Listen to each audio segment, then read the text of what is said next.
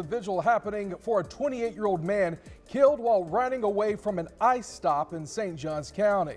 Officials say he was a Mexican national. Thank you for joining us. I'm Anthony Austin. And I'm Jeannie Blaylock. Authorities tell us he ran into oncoming traffic on State Road 16 and was hit and killed by a semi-truck. Biljana Garland is live where that man died. And Biljana, that vigil is supposed to start in about 30 minutes.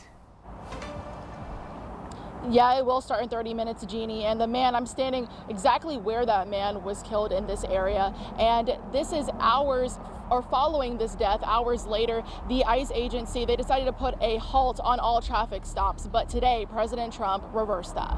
Well, they're trying to respond to public pressure. Tuesday morning, FHP says ICE and Homeland Security agents approached a car at a Wawa on State Road 16 in St. Johns County. 4 people ran. A 28-year-old man, officials say, is from Mexico, crossed the highway and was hit by a semi-truck. He died at the scene. The co-founder of the Jacksonville Immigrant Rights Alliance Club says he sympathizes with the man who died. Absolutely terrible and disgusted. His death is the third tied to an ICE encounter nationwide in a week after deadly shootings in Houston and Maine. Those shootings led ICE to pause most traffic stops. But Wednesday, President Trump reversed it, writing ICE cannot give up the traffic stop, calling it one of its most important and effective crime-fighting tools. Political expert A.G. Gankarski says there's a difference between the president's public message and how ICE agents are actually being told to operate. And I think that message you're citing was for his base.